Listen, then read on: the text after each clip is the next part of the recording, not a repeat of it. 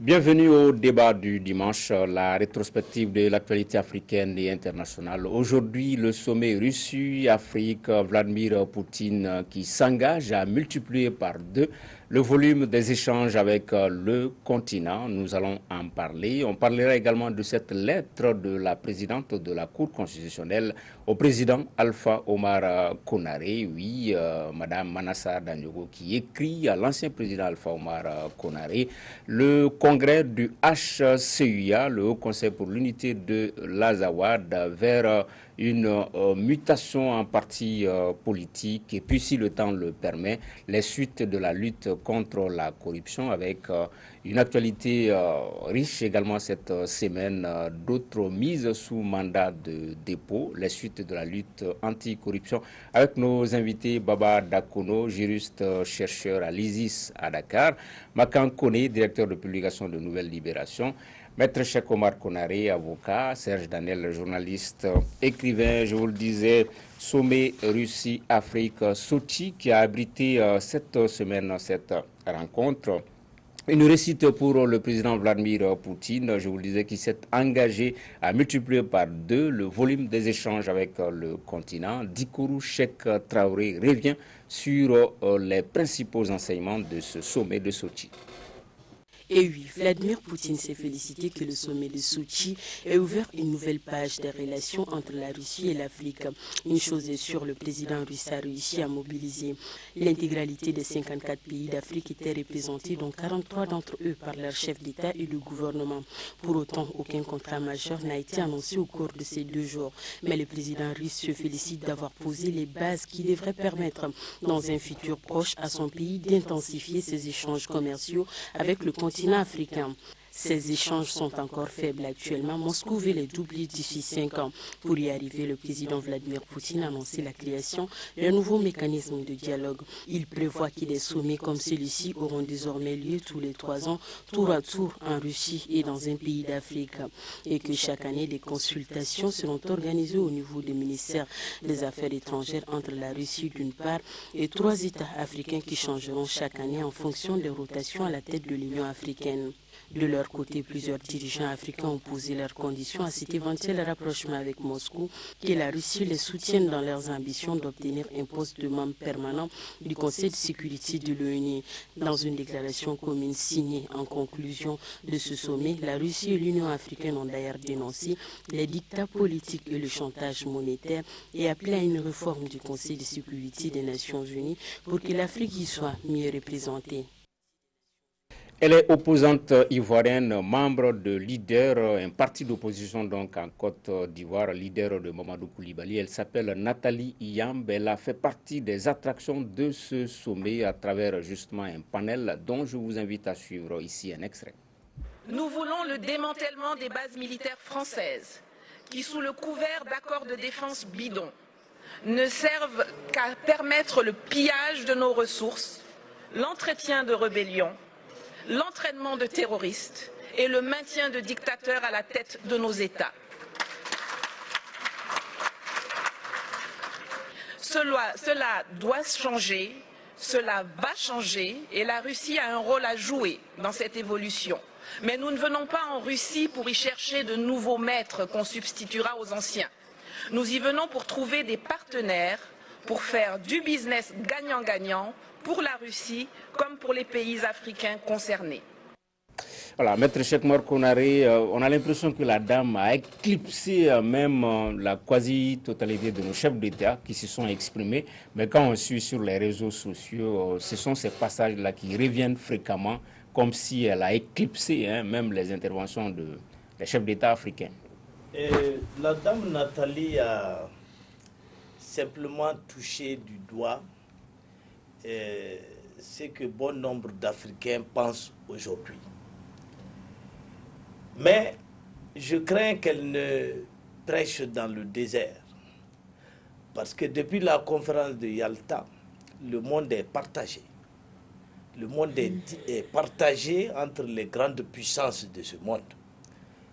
L'Amérique a son Moyen-Orient, la Russie a son précaré, les Crimée, Ukraine et consorts. La France a son précaré. La France a dans sa besace les pays d'Afrique de l'Ouest et même au-delà. C'est pourquoi je doute fort que Moscou accepte d'échanger ses bonnes relations avec la France contre la reprise du terrain ouest africain ou africain. La Russie, certes, a hérité d'une bonne partie de l'influence diplomatique et politique de la défunte Union soviétique, mais la Russie préfère encore garder de bonnes relations avec la France plutôt que de venir affronter la France dans son précaré africain. C'est pourquoi je pense que malgré tout le brouhaha autour des armes russes, de l'intervention russe, etc., je pense que la France est durablement installée ici, sous nos tropiques, et qu'elle ne sera pas remplacée par la Russie. D'accord. Makan connaît le discours de la dame peut être représentatif d'une certaine opinion africaine, mais il ne colle pas forcément à ce que peuvent penser les chefs d'État. Ce n'est pas le même discours, par exemple, que celui délivré par les chefs d'État à Sochi. Absolument. Moi, je crois que le discours, il est comme beaucoup qui s'expriment par rapport à la Russie. Est-ce qu'il est populiste? Je crois qu'il est un peu populiste. C'est ce que j'allais dire, il est populiste. Parce que, en fait, ce que les gens oublient, moi, je voulais rappeler que la Russie est quand même membre du Conseil de sécurité de l'ONU avec droit de veto.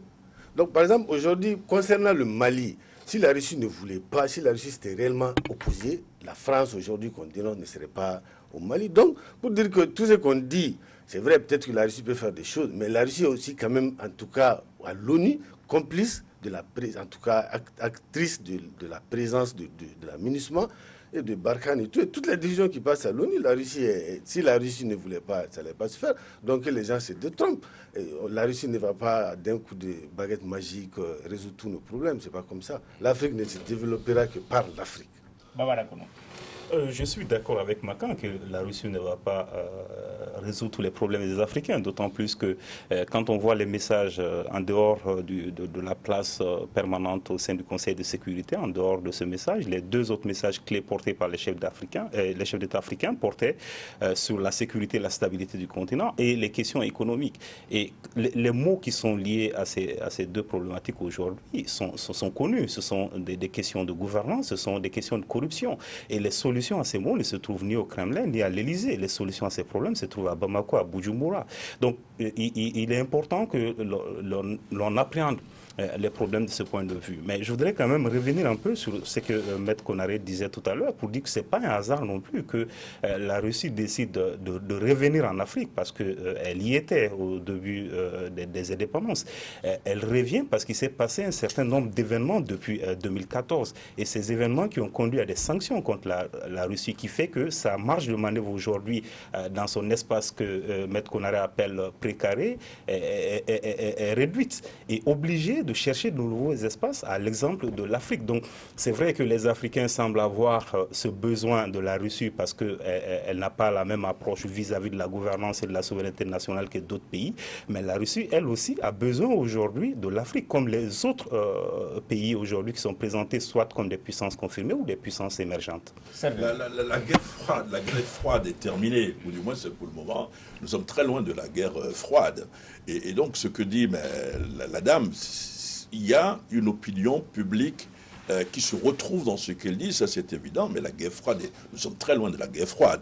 Poutine lui-même, lors du sommet, a dit nous, notre problème, c'est que notre particularité, c'est que nous ne voulons pas d'ingérence, nous mêler dans vos affaires comme d'autres se mêlent dans leurs affaires.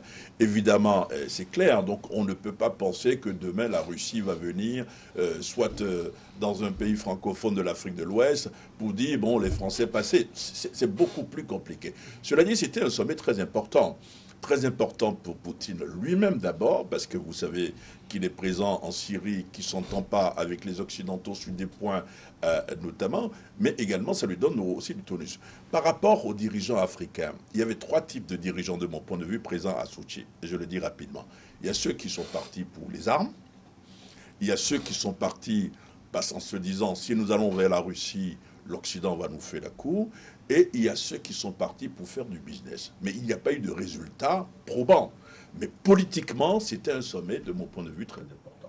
Oui, Maître Konaré, est-ce que l'Afrique n'est pas pris dans une guéguerre entre puissances occidentales? La Russie peut se dire qu'elle va essayer d'agiter l'épouvantail africain par des concurrents comme les États-Unis, comme la France, la Chine. Est-ce qu'on ne se sert pas de l'Afrique, ou vous pensez que les forats de ce genre, il y a vraiment de la sincérité? La Russie a toujours eu un point de vue différent de celui des Occidentaux. Et depuis l'arrivée de Poutine au pouvoir, la Russie tente de damer le pion aux Occidentaux dans beaucoup de parties du monde. Il se trouve que, individuellement pris, les pays africains n'ont pas suffisamment d'attrait pour la Russie, au point de vouloir lâcher le partenariat entre elle et la France, par exemple, au profit d'un soutien ouvert ou d'un déploiement militaire au Mali, par exemple. Mais de manière globale, l'Afrique peut profiter à la Russie, et le simple fait de réunir à Moscou tous ces pays africains donne à la Russie une nouvelle dimension. Oui. Une nouvelle dimension, la dimension d'une grande puissance planétaire. D'accord. Makankoli Babadakono en a parlé. La Russie était présente sur le continent au lendemain des indépendances. Mais c'était une présence qui pouvait être relative un peu à la doctrine. On avait des partis politiques qui étaient à gauche. Mais est-ce que c'est possible de revenir un peu à cette donne-là, puisque le contexte a changé? Aujourd'hui, sur le continent, c'est vraiment la démocratie. Les partis sont libéraux, ultra-libéraux. Est-ce que ce rapprochement, comme on a eu à le voir au début, au lendemain des indépendances, est-ce que ça peut être la même donne? Ça va être difficilement la même chose, parce que ce n'est même pas la même Russie, c'était l'Union des républiques socialistes soviétiques. C'était l'URSS à l'époque. Et puis c'était quand même un État qui n'avait pas tout participé d'ailleurs à la colonisation et tout, qui revenait, et qui a beaucoup contribué dans le cadre de l'éducation, la coopération militaire. Moi, je suis à l'époque, il y avait beaucoup d'étudiants qui sont là, même dans notre profession. On a beaucoup d'aînés qui ont étudié en URSS. Il y avait cette coopération militaire, éducative et tout. Mais ça va être difficilement la même chose, comme j'ai dit, parce que c'était pas... D'abord, c'était le début des indépendances. On n'était pas trop dans le multipartisme et tout en Afrique. Et puis la Russie aussi, c'était vraiment le bloc russe en tant que tel. C'était l'Union des républiques socialistes soviétiques. Donc moi, je crois que ça va être difficilement... mais moi, je trouve ça comme genre un phénomène de mode. Les Africains, ils accourent partout. On a vu Turquie-Afrique, France-Afrique, Chine-Afrique, Japon-Afrique. Moi, je crois que pour le moment, en tout cas, en attendant les sommets suivants, c'est juste un phénomène de mode, quoi. D'accord. Pour parler concret, il y a un point, je ne sais pas si vous avez suivi, moi je n'ai pas suivi, l'ex-Union des républiques socialistes soviétiques offrait quand même de très nombreuses bourses d'études aux pays africains.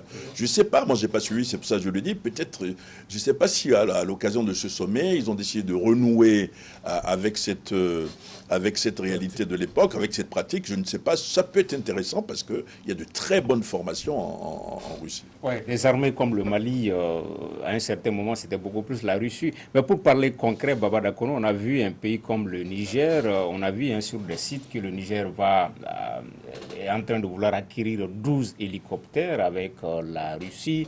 Au Mali également, souvent, il y a beaucoup de manifestations dans ce sens par rapport à ce qui se passe dans le nord, dans le centre. Est-ce qu'une coopération militaire avec la Russie, alors qu'il y a un accord de défense avec la France, est-ce que le pays ne sera pas pris dans une espèce d'otage, par exemple?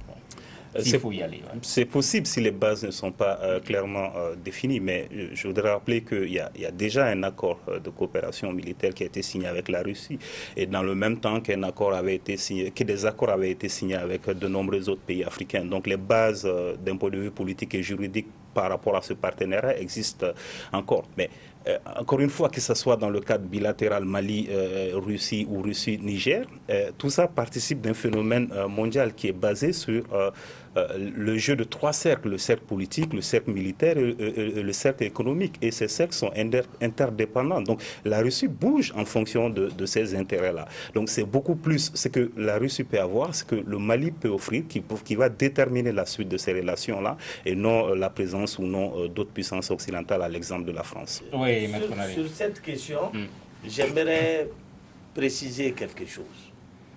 Le Mali n'est pas militairement souverain. Le Mali se trouve dans un engrenage. Contrairement au Niger, qui a négocié avec sa rébellion et dont le gouvernement est même dirigé par un Touareg, le Mali a signé un accord de paix avec la SEMA, sa rébellion. Et en vertu de cet accord de paix, l'ONU est là pour entretenir une sorte de cessez-le-feu, n'est-ce pas? Et dans ces conditions-là, il ne sera jamais permis au Mali d'importer les 12 hélicoptères que le Niger a commandés. Nous n'aurons pas d'hélicoptères de véritable combat. Ça, je vous le dis. On a acheté des hélicos. Ce n'est pas des hélicos de combat. Moi, c'est une précision, parce que nous avons de très nombreux téléspectateurs qui nous écoutent. Il n'y a pas eu de commande ferme d'hélicoptères nigériens de Niger vers la Russie. C'est tout ce que je voulais dire. Ça a été démenti. Ça ne change rien à ce que je viens de dire. Ok, une dernière question là-dessus, Serge Daniel, pour fermer ce chapitre-là. On le dit souvent par rapport à ce qui se passe dans le nord du pays. On dit que le Mali est victime collatérale de la mésentente France-Algérie. Et si on y ajoute la Russie aussi, est-ce qu'il y a des risques que le pays continue à être victime collatérale de cette guéguerre entre grandes puissances? Il n'y aura pas de victime collatérale. Le problème de la Russie est simple. Vous voulez acheter un hélicoptère, il coûte $1000. Vous me donnez les $1000, je vous les donne. Ok. Deuxième thème de ce débat du dimanche. Les piliers de la République sont fortement fragilisés par la crise multidimensionnelle qui prévaut au Mali. Conscient de la responsabilité qu'il a assumée, le président Alpha Oumar Konaré peut influer positivement sur la vie de la nation. Voilà ce que pense la présidente de la Cour constitutionnelle, Manassa Danyoko, qui, à travers ce courrier confidentiel, mais qui s'est retrouvé sur les réseaux sociaux, a écrit à l'ancien président Alpha Oumar Konaré Makankone sur la question. Moi, par rapport à la forme déjà, j'avoue que je n'ai pas aimé les termes de la lettre, parce que c'est comme si madame donnait des injections, des instructions, comme un ancien chef d'État, pour dire, bon, écoutez, le pays vous a fait ci, on vous a octroyé ce statut, on vous a fait ancien chef d'État et tout, donc en retour, vous devez des choses au pays. Ça, c'est sûr de tous, mais entre institutions, entre responsables, moi je crois que la lettre, elle a été très très mal rédigée. Un. Maintenant, deux, le deuxième point, c'est je me demande, par rapport au retour d'Alpha sur la scène politique, je me demande qu'est-ce que ça peut donner réellement, parce que depuis le temps qu'il est coupé de la situation, et puis comment est-ce que les Maliens même vont appréhender ça? Oui, elle fait référence à l'article 85, Maître Konaré, Madame la Présidente de la Cour constitutionnelle. Moi, j'estime que la présidente de la Cour constitutionnelle en est à sa deuxième faute institutionnelle. La première a consisté, dans un passé récent, à publier un communiqué où elle mettait en garde, à la veille du lancement du mouvement de l'imam Mahmoud Dicko, où elle mettait en garde contre la création de partis islamiques. Cela ne lui revenait pas. Et nous avons un ministre de l'administration territoriale. Nous avons un gouvernement qui est chargé donc de contrôler cet aspect de la vie politique. La deuxième faute, c'est cette lettre adressée au président Alpha Oumar Konaré. Et il appartient au gouvernement de faire cela. S'il veut l'apport de Alpha à la résolution de la crise que traverse le Mali. La Cour constitutionnelle n'a rien à voir là-dedans. En le faisant, la présidente de la Cour constitutionnelle se comporte en acteur politique Et cela ne lui sied pas. D'accord. Je pense qu'il est difficile d'aller dans le sens contraire de ce qui a été dit par rapport à cette sortie. Je dirais même que j'appellerais pas ça dans le sens contraire de Maître Konaré, parce que oui, parce que moi je ne dirais pas faute, mais je dirais c'est la énième sortie inutile de la présidente de la Cour. Au-delà du fait que, en raison de la responsabilité ou du rôle que cette institution doit jouer au sein de la République, elle n'avait pas déjà dès les premières heures de sa nomination à la tête de l'institution s'afficher avec les ministres, le Premier ministre, le Président de la République, parce qu'elle occupe un rôle central dans le jeu institutionnel. Et ensuite, elle fait une lecture extensive et dangereuse de l'article 85. Depuis quelque temps, la Cour se fonde beaucoup sur l'article 85 pour justifier des choses qui sont juridiquement injustifiables. Et enfin, pour terminer sur ça, d'un point de vue politique, je suis d'accord qu'elle rentre dans le jeu politique alors qu'elle ne devrait pas, mais elle risque également de parasiter toutes les actions qui sont actuellement en cours d'un point de vue politique pour s'assurer de la participation des anciens chefs d'État. Oui, si on reste dans le juridisme, elle est en faute, mais Serge Daniel, elle peut être de très bonne foi. Inviter un ancien président de la République à apaiser les choses. Oui, mais c'est vraiment la soirée de la Cour constitutionnelle. En plus, elle a dû consulter les autres sages. Donc, elle n'est pas seule. Je voulais dire d'abord, Alpha Omar Konaré n'est pas du tout déconnecté. C'est quelqu'un qui est plus que connecté sur ce qu'on ne voit pas. Quoi. Oui, mais il faut faire attention à ceux qu'on ne voit pas. Ils sont les plus dangereux. Maître Konaré en sait quelque chose. Mais moi, d'abord, c'était sur la forme. C'est-à-dire que la Cour constitutionnelle du Mali, c'est l'institution la plus fermée à la presse, la plus fermée au public. Donc la Cour constitutionnelle écrit une lettre confidentielle qui se retrouve dans la presse immédiatement. Non seulement la lettre s'est retrouvée dans la presse, mais on est allé plus loin. C'est-à-dire après, la Cour constitutionnelle, la présidente de la Cour constitutionnelle, a rendu public un communiqué pour justifier sa démarche. Mais ce n'est pas normal ce qu'elle a fait. Ça c'est un.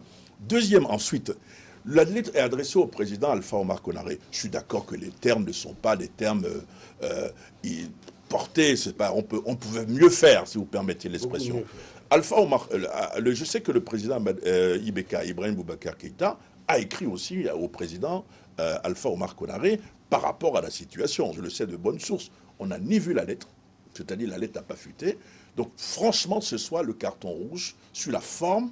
C'est vraiment adressé à la Cour constitutionnelle et à sa présidente, Madame Manassa. Voilà. Elle n'aime pas qu'on la dise la présidente. Pourquoi? Elle insiste pour qu'on l'appelle le président. Nous, on va l'appeler la présidente ici, parce qu'on est hors d'atteinte. Peut-être si on reste dans l'esprit de la lettre, peut-être que... on a vu les anciens présidents, on a vu Moussa Traoré, on a vu Amadou Toumani Touré qui se sont toujours prononcés par rapport au dialogue, mais dans peut-être l'esprit, on n'a pas encore vu. Est-ce que pour autant il faut lui jeter la pierre à Madame? Parce qu'elle a écrit à tous les anciens présidents du Mali. Okay. Mais pourquoi c'est la lettre de Alpha qui fuite? D'accord. C'est qu'elle n'a rien pensé. Si c'est le même terme qu'elle a employé avec bien sûr, tous les elle a écrit. Ça n'aura aucun résultat. Je sais de bonnes sources que la Cour constitutionnelle du Mali a écrit à tous les anciens présidents de la République du Mali. Pourquoi c'est la lettre d'Alpha qui fuite? D'accord. Oui, je voulais dire, si c'est le même terme qu'elle a employé avec tous les anciens chefs d'État, c'est qu'ils vont difficilement participer comme ça. Sur l'injection, comme si on leur donnait des instructions. D'accord. N'oubliez pas que la Cour est une juridiction. Même sa saisine est limitée. Vous ne pouvez pas vous lever, par exemple, pour saisir la Cour constitutionnelle d'une quelconque requête. Ce n'est pas un acteur politique, ni un acteur administratif. Les acteurs politiques sont là. C'est l'opposition, la majorité, le gouvernement, etc. C'est le gouvernement qui doit prendre des initiatives lorsqu'il pense que quelqu'un peut être d'un certain apport à un projet gouvernemental. C'est ce que je disais tout à l'heure, Maître Konaré. Maintenant, si on permettait, on approuvait cette lettre de Manassa Danyoko, mais on ne lui en voudrait pas si un jour elle écrivait au ministre de l'élevage d'aller contrôler les troupeaux à Mopti. Ou si elle reprochait à la douane de faire entrer de l'huile frélatée. C'est ce que je disais. On est loin de la Constitution. C'est ce que je disais tout à l'heure, Tangara. Je disais que selon mes sources, le président de la République a écrit Alpha Omar Konaré. Ça peut se faire, ça doit se faire. Je sais, il faut confirmer, je crois qu'Alpha a également reçu le président de la médiation, le grand médiateur de la République. Voilà, je pense. Et c'est normal également, de notre côté, il faut quand même dire que c'est normal d'associer les anciens chefs d'État, les personnalités qui comptent, pour sortir le pays de la crise. Mais c'est Sainte-Beuve qui disait que l'originalité n'est pas dans la matière, mais dans la manière. Et de ce point de vue, la Cour constitutionnelle a raté une occasion. Absolument. Baba Dakono, est-ce qu'il n'est pas temps de mettre un débat autour de cette implication ou non du président Konaré, parce qu'il a eu à exercer les fonctions qui ont été les siennes de 1992 à 2002, et de façon volontaire, il s'est retiré. Et à chaque fois, que ce soit au niveau de l'opinion, au niveau des institutions, Alpha n'est pas là. Quelqu'un disait qu'il peut même porter plainte pour harcèlement. Est-ce que, juridiquement, s'il décide de se retirer, est-ce qu'on peut l'obliger, l'amener sur harcèlement moral, il faut préciser. Malitari à se prononcer sur des choses? Je ne connais pas de principe de droit qui pourrait l'obliger à s'impliquer s'il décide de ne pas s'impliquer, mais il a un devoir moral vis-à-vis du pays, tout comme les 18 autres millions de Maliens. Et à cet effet, si la forme y est et que lui, son cœur y est, il peut s'impliquer dans le dispositif ou dans tous autres dispositifs qui est mis en place dans le cadre du dialogue national ou du processus de sortie de crise tout court. Mais juridiquement, je ne connais pas de moyens, peut-être Maître Konaré en connaît, qui puisse l'obliger à parler s'il ne le désire. Obligation morale, mais pas juridique, Maître Konaré. Surtout pas juridique. Mais vous êtes-vous demandé pourquoi Alpha est resté si silencieux depuis son départ du pouvoir? Il faut d'abord trouver la réponse à cette question. Et puis, s'il vient pour régler cette crise politique, quels sont les moyens dont il dispose? Est-ce qu'il gagne personnellement à s'impliquer dans la résolution de cette crise dont certains lui imputent la responsabilité, notamment du point de vue du traitement qu'il a réservé à l'armée? Alors, donc, pour toutes ces raisons-là, moi, je me demande si Alpha va accepter de rompre le silence qui lui a si bien réussi depuis 2002. Je voulais tout juste dire que Adam Thiam n'est pas là ce soir parce qu'il ne voulait pas répondre à cette question. D'accord. Autre thème de ce débat du dimanche, direction Kidal, pour parler de ce congrès du HCEA, le Haut Conseil pour l'unité de l'Azawad, qui s'est mu, sinon qui va s'orienter vers la formation politique, le HCEA qui devient parti politique. Makankono, je sais que vous avez vu le discours, vous n'étiez pas à Kidal, mais il y a eu ce discours du président du HCEA à l'ouverture des travaux. Absolument. Je crois que c'est quand même un discours très politique. Vous avez vu, il n'est pas, encore une fois, il n'est pas tendre avec le pouvoir, il traite le pouvoir de failli, et puis il revient un peu sur tout ce qui a conduit aux différentes rébellions. Maintenant, il appelle les autres mouvements. En fait, ils ne veulent pas aller en tant qu'HCEA seul en formation politique. Il lance un appel à tous les autres mouvements, je veux dire la CEMA, qui constitue la CEMA, pour former un bloc politique, parce qu'à leur avis, à leur entendement, ça leur permettra de lutter mieux pour les droits des populations de l'Azawad. C'est comme ça qui fait face à des rébellions récurrentes depuis depuis l'accession à l'indépendance. Une bonne chose si on sort de la belligérance des armes pour se fondre en parti politique, Maître Konaré, une avancée. Pour moi, c'est la comédie de l'année. C'est le suffrage universel. C'est la comédie de l'année. Le HCEA, c'est les représentants du chef terroriste Yad Ag-Ghali au sein de la CEMA. La plupart des dirigeants du HCEA sont des proches de Yad Ag-Ghali. Je serai ministre de l'administration territoriale. Le premier qui va se présenter au nom du HCEA pour demander un récépissé des partis politiques, je le ferai coffrer. Il n'y a rien à faire. C'est de la moquerie envers la République du Mali. N'oubliez pas que ces gens-là restent armés, qu'ils empêchent l'État malien de s'installer à Kidal et ils veulent devenir partis pour compétir où? Peut-être dans leur État de l'Azawad.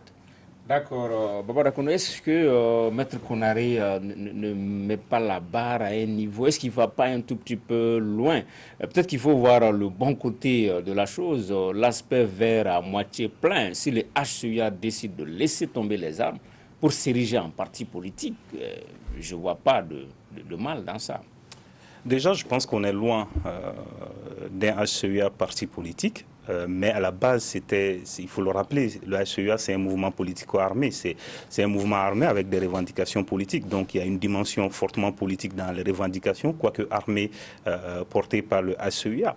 On est loin du parti politique parce que il faut faire appel à la sociologie de l'environnement dans lequel évolue le HCEA et voir un peu la création depuis le MNLA, le Mouvement national de libération de l'Azawad, à tout ce qui s'en est suivi, le mouvement islamique de l'Azawad, dont la fusion des deux ont créé les HCEA. Puis après, malgré la signature de l'accord pour la paix en 2015, il y a eu encore la création d'autres groupes, le mouvement pour le salut de l'Azawad, le congrès pour la justice dans l'Azawad. Donc il y a une multitude de mouvements et on a l'impression que chaque mouvement obéit à une réalité communautaire, à une réalité clanique.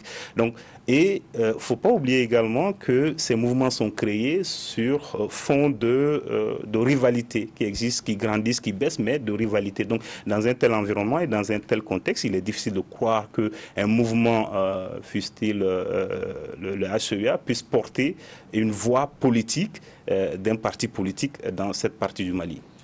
Je voulais préciser une chose, j'ai suivi le discours aussi. En fait, ce qu'il propose, ce n'est pas la transformation du HCEA en parti politique. C'est de transformer tous les groupes armés du Nord en parti politique. Je crois que c'est ça. Hein.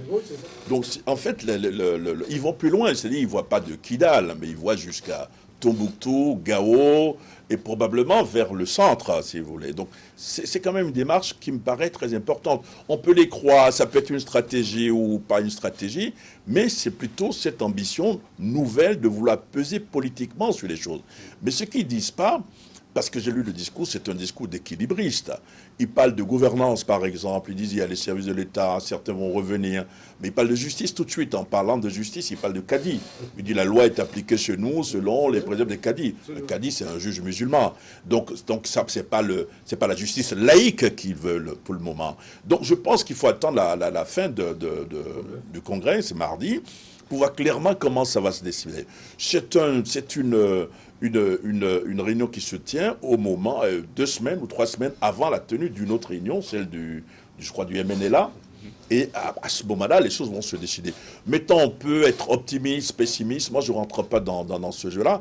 Mais ce que je constate, c'est le discours qui dit « Nous voulons désormais que tous les groupes armés du Nord forment un parti politique pour peser sur le cours des événements. » Oui, comme ça, Maître Konaré, on saura le poids des uns et des autres sur le terrain. Lorsqu'il y aura la réalisation en parti politique, on connaîtrait le poids des uns et des autres sur l'échiquier politique national. Non, mais Tangara, vous faites de la philosophie? Non. Mais si. Et ces gens-là restent armés. S'ils se transforment en parti politique avant d'être désarmés, mais qui va pouvoir les battre sur le terrain? Ils sont armés. Donc ils doivent être combattus, désarmés et cantonnés avant d'être jugés à la CPI éventuellement. Et vous voulez qu'ils se transforment en parti politique pour devenir majoritaire au Nord? Ouais. Mais c'est la meilleure préparation pour l'indépendance du Nord. D'accord. Ça, c'est une autre paire de manches. Et puis le désarmement, ça, c'est un autre niveau. Désarmement, démobilisation, réinsertion. Peut-être qu'il faut accélérer également ce processus-là. Ouais, l'armée reconstituée. Oui, accélérer ce processus et peut-être voir tout le processus, notamment au niveau des séquences et des étapes qui sont prévues dans le cadre de la mise en œuvre de l'accord. Parce qu'il apparaît de plus en plus qu'en faisant ou en essayant d'aller à la concrétisation de certaines étapes avant d'autres, on met un peu la charrue avant les bœufs. C'est ce qui donne l'impression à M. Konaré que des acteurs armés vont créer un parti politique. Mais je voudrais revenir sur sur une dimension importante qui ressortait dans le discours du secrétaire général du HCUA, qui est, il a mis un peu le doigt sur un problème qui suffit, à mon sens, le fait que les discussions soient portées à nouveau sur l'accord. Il pose la problématique de la centralisation du pouvoir et dans le même temps de la décentralisation. Comme quoi, aujourd'hui, la décentralisation ou la régionalisation apparaît comme une des solutions face à la crise que connaît le pays, une crise qui ne se vit pas qu'au nord, mais au sud également. Et dans le même temps, on parle de restaurer l'autorité de l'État. Aujourd'hui, l'une des problématiques qui est soulevée sans le dire dans la lettre, c'est aujourd'hui comment pourvoir à cette décentralisation d'un État aussi faible, parce qu'il a souligné également la faillite de l'État qu'est le Mali. Je pense que c'est un débat intéressant. Peut-être qu'ils n'ont pas pu l'approfondir au niveau des pourparlers avant la signature de l'accord, mais l'occasion est donnée justement d'en approfondir les contours. Est-ce que, Serge Danel, on n'a pas l'impression d'être dans une succession d'équations non résolues? On a parlé de la nécessité de la relecture de l'accord. Il y a eu récemment un comité de suivi de l'accord qui n'a pas pu se tenir à Kidal. On est dans ce débat-là. La transformation éventuelle du HCUA ou des mouvements du Nord en parti politique intervient où il y a cette succession d'équations non résolues. Et ça fait qu'il y a enchevêtrement. Il y a lieu vraiment de résoudre toutes les équations pour que le ciel puisse être dégagé à ce niveau-là. Vous savez, en politique, on ne règle pas les problèmes, on les déplace. Justement, c'est parce qu'on a assez déplacé les problèmes que nous nous retrouvons plus ou moins coincés par la situation. Je pense que la communauté internationale a sa part de responsabilité dans ce qui se passe. Je l'ai toujours dit, et ce n'est pas méchant de le dire, l'accord de paix d'Alger, il faut revoir cet accord de paix d'Alger. Ce qui est intéressant à Kidal, par exemple, le gouvernement a envoyé 2 émissaires, je sais, quelqu'un du ministère de l'administration territoriale, quelqu'un de l'administration, et puis probablement un envoyé de Maître Konaré, qui est là-bas. Tu étais invité, il n'est pas venu. Je ne sais pas si le gouverneur est allé, parce qu'il avait un problème de drapeau, je ne sais pas s'il est allé. Et donc, effectivement, on ne se retrouve pas, je ne dirais pas un blocage, mais ça devient des problèmes à la hauteur de l'Himalaya. Comment on dit le mont L'Himalaya. Je n'arrive pas, voilà, exactement. Donc, comme le Kilimandjaro, voilà, je préfère, c'est plus facile. Et plus grand, peut-être plus gros. Et donc, c'est ça le véritable problème. Ce n'est pas seulement la faute du Mali, ce n'est pas seulement la faute de Kidalois ou des gens de Gao. Je pense que la responsabilité aussi, c'est une responsabilité de la communauté internationale dans ce qui se passe. D'accord. On a quelques minutes pour survoler et aborder très brièvement la suite de la lutte contre la corruption. Comme vous le savez, cette semaine, avec d'autres mises sous mandat de dépôt par rapport à des problèmes d'éclairage public, ces feux au niveau de Bamako, les lampadaires publics dans le cadre du cinquantenaire Maître Cheikh Oumar Konaré. Il y a eu un communiqué du procureur. Et le pool d'avocats du maire central notamment a réagi et parle de violation, par exemple, de la présomption d'innocence. Vous savez, je vous ai tantôt dit que j'avais confiance en la sincérité du ministre de la Justice, Malik Koulibaly, de mener à bien la lutte contre la délinquance financière. Mais je souhaite que les lois soient respectées, notamment les lois de procédure. La présomption d'innocence est sacrée en droit. Il n'est pas bon qu'à chaque fois qu'on arrête quelqu'un, le procureur publie un communiqué pour vilipender, je veux dire vilipender les personnes mises en cause, sans que l'ORTM ouvre le débat à ces personnes-là. Et donc, il faut considérer que même si quelqu'un est pris en flagrant délit de crime ou de délit, la loi considère qu'il est innocent jusqu'à ce qu'il soit condamné définitivement. Ça, c'est ce que nous avons appris à l'école, c'est ce que nous pratiquons depuis 20 ans, et nous demandons aux autorités de respecter cela, de ne pas vendre à l'encan la réputation des citoyens arrêtés. Parce qu'ils peuvent être innocentés demain. D'accord. Voilà. Puisqu'on sait que cette semaine, il y aura d'autres auditions. Dimanche prochain, on va faire un débat vraiment plus détaillé sur cette lutte contre la corruption. Mais Makan connaît un mot par rapport aux faits de l'actualité, les événements de la semaine, disons. Moi, ce que je n'ai pas compris, c'est qu'on aille chercher une affaire qui date de 10 ans qu'on la remette au goût du jour et qu'on nous dise qu'on lutte contre la corruption. Or, pendant ce temps, il y a tellement de dossiers urgents, actuels, sur lesquels on peut travailler et qui peuvent donner des résultats, même dans le cadre de la restauration de la paix et tout, même de l'assurance des populations et de la confiance vis-à-vis des autorités. Moi, je crois qu'on est un peu en décalage avec le peuple par rapport à ça. Baba Dakono. Je pense que les récentes mesures au niveau de la justice au Mali ont suscité beaucoup d'espoir. Et il est important de maintenir cet espoir-là parce que ça constitue l'un des plus grands remparts contre tout ce qui s'est passé récemment et qui pourrait se passer ou s'aggraver dans le cadre de la stabilité du pays. Mais il y a un fait également quand on parle de lutte contre la corruption qui convient de préciser parce qu'il ne faut pas donner également l'illusion ou l'impression qu'on va faire une lutte implacable contre la corruption, étant entendu que les moyens même de vérification qui permettent de rattraper les détournements ou les vols quand ils ont lieu ne sont pas adaptés aux pratiques. Le contrôle qui permet de prévenir ça est un contrôle administratif. Donc, et on sait la capacité des contrevenants à fabriquer les preuves, à les monter, à contourner les différentes lois. Donc, ça va être très difficile. Donc, ce n'est pas toutes les fois que quelqu'un est poursuivi que le procureur aura la capacité de prouver la culpabilité parce qu'il aura à se baser sur des contrôles administratifs qui ne permettent pas d'établir toutes les contraventions. C'est exactement ce que je voulais dire, la présomption d'innocence. J'ai lu le dernier communiqué du procureur. Je pense qu'il y a vraiment un paragraphe de trop, parce que quand vous lisez le communiqué, vous avez l'impression que tout de suite la personne inculpée est condamnée. Ce n'est pas du tout vrai. Je pense que les avocats ont bien fait d'avoir réagi. Mais par ailleurs, les gens, on n'est pas obligé de... On ne va pas mettre tout le monde en prison. Les prisons seront pleines. Vous avez par exemple quelqu'un, on a beaucoup parlé de lui, M. Bakary Togola. Je disais ici que je ne lui ai jamais serré la main, ce qui est vrai. Mais j'ai appris qu'il est malade, par exemple. Il est en train d'enfler, par exemple. Il est allé à l'hôpital une fois. Actuellement, d'après ce que je sais, il y a des experts, des contre-expertises pour savoir si on doit l'évacuer ou pas. Ce n'est pas parce que quelqu'un est inculpé, qu'il est en prison, qu'il n'a pas le droit d'être soigné, par exemple. Il ne faut pas donner cette impression que tous ceux qui sont arrêtés sont automatiquement coupables. Voilà, c'était l'introduction au débat qu'on va développer la semaine prochaine sur la question, puisque peut-être que mardi, il peut y avoir d'autres auditions. Mercredi. Sinon, mercredi, d'autres auditions mises sous mandat de dépôt. On va en parler, Inch'Allah, la semaine prochaine. Merci d'avoir suivi. Non, on va en parler.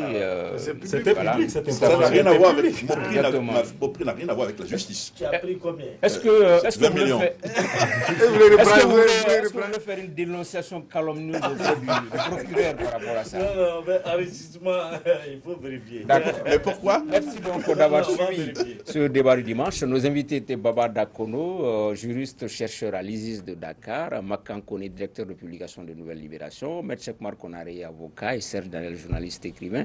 21h politique, le débat avec Robert Dissa autour du bilan de l'USRDA sous Modibo Keïta dans les domaines de l'éducation, la santé et l'armée, avec Dr Shogel Maïga, président du MPR, Sandi Aïdara de l'UMRDA et professeur Modibo Diakité, historien, chercheur à 21h, temps universel politique, le débat. Quant à nous, on vous retrouve, Inch'Allah, dimanche prochain. Inch'Allah.